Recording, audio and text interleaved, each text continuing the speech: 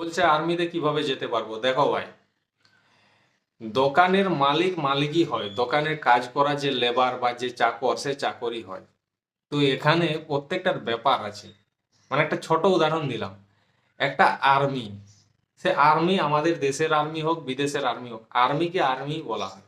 কিন্তু যেটা তোমরা বলছো অগ্নিবীরকে আর্মি ভাবছো না, এটা আর্মির থেকে সহকারী বা সাপোর্টার, ঠিক আছে, যাকে বলা হয় ওর হেল্পার। তো সেইটাতে 4 বছর কাজ করার পর তোমাকে ট্রায়াল দিতে হবে, আবার টেস্ট দিতে হবে ফাইনাল আর্মি হওয়ার জন্য। সেটাই যদি তুমি পাস করো তবেই তোমার সিলেকশন হবে। অত সোজা নয় যে তুমি ডাইরেক্ট মেন জায়গাতে মালিকের জায়গাতে বসে যাবে, ঠিক আছে। এটা ছিল আগে, কিন্তু বর্তমানে সিঁড়ির ধাপটা কম করে দিচ্ছে। অর্ধেকটা সিঁড়ি আগে উঠো, সেখানে 4 বছর কাজ করো, তারপরে বাকি অর্ধেকটা সিঁড়ি ট্রাই মারবে। যদি পারো তো হবে, না পারলে হলো না। তো আসলে কথাটা বুঝতে পেরেছো, চ্যানেলটা সাবস্ক্রাইব করে